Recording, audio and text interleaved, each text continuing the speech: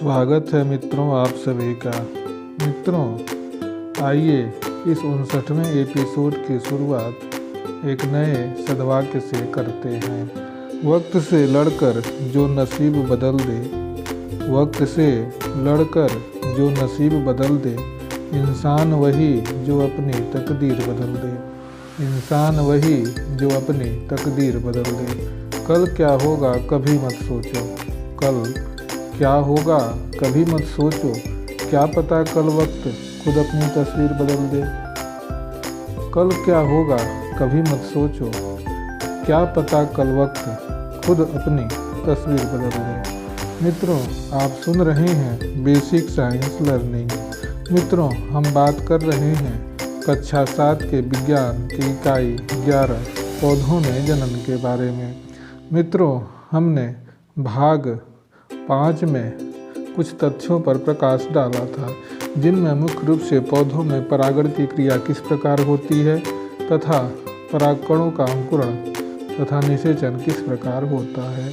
अब हम भाग 6 में कुछ अन्य तथ्यों पर चर्चा करेंगे, जिसमें बीजों का प्रकीर्णन किस प्रकार होता है इसके बारे में हम बात करेंगे। मित्रों हमने जैसा बताया था कि परागण की क्रिया 2 प्रकार से होती है, एक स्वपरागण तथा दूसरा परपरागण। परागण की क्रिया मुख्य रूप से हमने बताया था कि वायु, जल तथा जंतुओं द्वारा होता है। अधिकतर पौधों में मकरंद चूसने के लिए चिड़िया, तितलियां और मधुमक्खियां मुख्य रूप से भूमिका निभाती हैं। स्वपरागण के बारे में हमने कहा था कि जब परागकण अपने ही पुष्प के वर्तिकाग्र पर अथवा उसी पौधे के दूसरे पुष्प के वर्तिकाग्र पर पहुँचते हैं तो ये क्रिया स्वपरागण कहलाती है। जबकि यदि किसी पुष्प के परागकण निकलकर उसी जाति के अन्य पौधे के पुष्पों के वर्तिकाग्र पर पहुँचते हैं तो यह क्रिया परपरागण कहलाती है। हमने परागकणों का अंकुरण तथा निषेचन किस प्रकार होता है इसके बारे में भी बताया था। हमने मुख्य रूप से यह कहा था कि जब युग्मक बीजांड में उपस्थित मादा युग्मक संयोग करते हैं तो इसे हम निषेचन कहते हैं। युग्मन द्वारा बनी कोशिका युग्मनज कहलाती है। नर तथा मादा युग्मक के मिलन को हम निषेचन कहते हैं। अब हम यह जानेंगे कि किस प्रकार से बीजों और फलों का प्रकीर्णन होता है। हमने देखा है कि एक ही प्रकार के पौधे विभिन्न स्थानों पर उगे हुए पाए जाते हैं। ऐसा बीजों के विभिन्न स्थानों पर प्रकीर्णन के कारण होता है। प्रकृति में बीजों एवं फलों का प्रकीर्णन वायु, जल तथा जंतुओं द्वारा होता है। यदि किसी प्रकार आप खेत या झुरमुट जैसे झाड़ झंखाड़ के पास से होकर यदि हम गुजरें या जंतुएं गुजरते हैं तो हमने देखा है कि उनके शरीर पर कुछ छोटे छोटे बीज इकट्ठे होकर के चिपक जाते हैं। जबकि हमने यदि आसपास झाड़ झंकाड़ के पास हमने जब पास किया तो हमारे कपड़े में भी छोटे छोटे बीज चिपक जाते हैं। ये बीज प्रकीर्णन के लिए विशेष प्रकार की रचना के कारण चिपकते हैं, जैसा कि रचना उनके कांटेनुमा रोम युक्त या चिपकने योग्य होती है उसमें वह रूपांतरित हो जाती है। यदि हम सोचें तो यह पाएंगे कि अगर किसी पौधे के सभी बीज एक ही स्थान पर गिरकर उग जाएंगे तो क्या होगा। दरअसल एक ही जगह उगे नए पौधे के बीच में स्थान तथा भोजन जैसे जल, खनिज, लवण तथा प्रकाश के लिए संघर्ष करना होगा।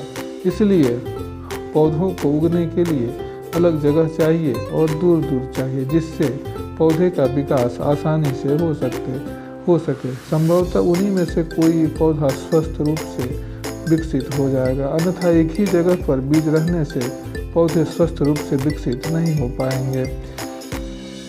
पेड़ पौधों और उन्हीं संघर्षों, भोजन तथा स्थान को कम करने के लिए बीजों और फलों का प्रकीर्णन होता है। इसमें मुख्य रूप से कई प्रकार की प्रक्रिया होती है जो बीजों के प्रकीर्णन में सहायक होती है, जिसमें वायु, जल तथा जंतुओं द्वारा होती है। यदि वायु द्वारा प्रकीर्णन की बात करें तो कुछ पौधे ऐसे होते हैं जिनके परागकण या बीज बहुत हल्के होते हैं और हवा से उड़ करके वह दूसरे जगह पर चले जाते हैं। प्रकीर्णन मुख्य रूप से भूमिका जंतुओं की होती है, जिनके शरीर से चिपक करके जो बीज होते हैं वे अलग अलग जगहों पर चले जाते हैं। इस प्रकार फलों का प्रकीर्णन और बीजों का प्रकीर्णन होता है। प्रकृति में फलों एवं बीजों का प्रकीर्णन वायु, जल तथा जंतुओं द्वारा होता है, जैसा कि हमने बताया।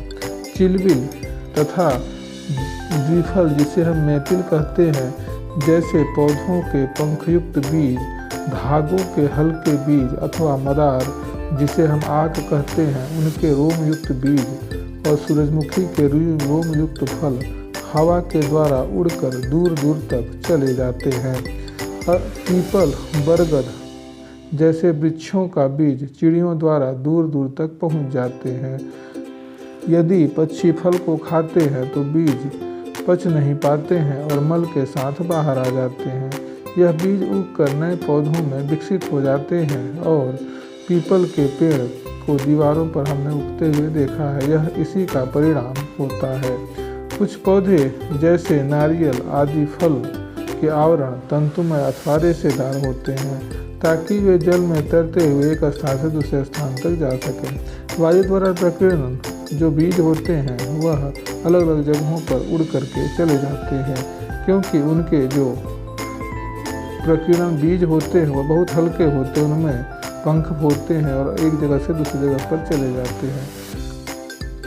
कुछ बीज जंतुओं द्वारा प्रकीर्णित होते हैं, जैसे कंटकी, जिसे हम कांटेदार बीज कहते हैं, जिनमें हुक जैसी संरचनाएं होती हैं, जिससे बीजों एवं जंतुओं के शरीर से वे सब चिपक जाते हैं और वह दूसरे जगह पर चले जाते हैं। इनमें मुख्य रूप से जो पौधे के बीज होते हैं उनमें है यूरेना, जैंथियम आदि।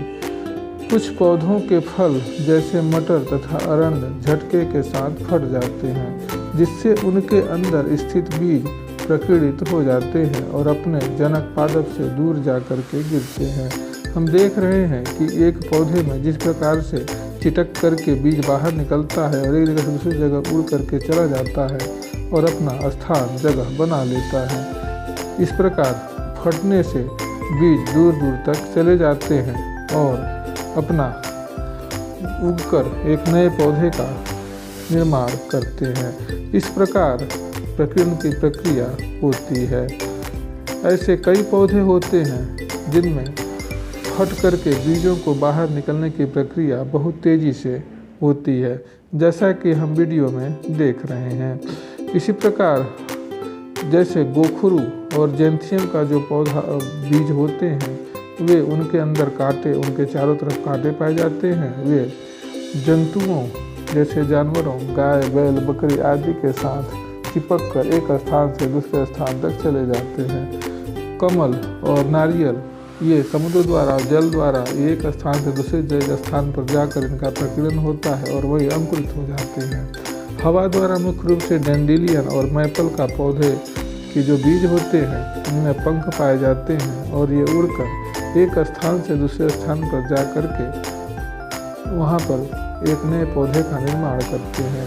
कुछ पौधे के बीज बहुत हल्के होते हैं, जिनमें चिलबिल का पौधा, जैसा कि हमने बताया, होता है और वह उसका बीज उड़ करके एक जगह से दूसरे जगह पर हवा के द्वारा चला जाता है। और जैसा कि हमने बताया कि कुछ पौधों के जो बीज जैसे मटर के बीज हैं, जैसे ही यह मटर का जो बीज फली होता है वह सूखता है, उसके बीज भी बिखर जाते हैं। ऐसे कई पौधे के फली होते हैं या फल होते हैं जिनके पकने से, सूखने से वे आसानी से फट जाते हैं और एक स्थान से दूसरे स्थान पर उनके बीज चले जाते हैं। कुछ पौधे के बीजें कांटेदार होती हैं जो जानवरों में या जंतु में चिपक करके एक स्थान से दूसरे स्थान पर चली जाती हैं। इस प्रकार प्रकीर्णन की प्रक्रिया होती रहती है। जैसा कि हम जानते हैं, निषेचन के बाद बीजांड से बीज तथा अंडाशय से फल बनता है। फल एक परिपक्व अंडाशय है। बीजों का प्रकीर्णन वायु, जल तथा जंतुओं द्वारा होता है। तो मित्रों, आज के इस एपिसोड में बस इतना ही। अगले एपिसोड में फिर मिलेंगे। धन्यवाद।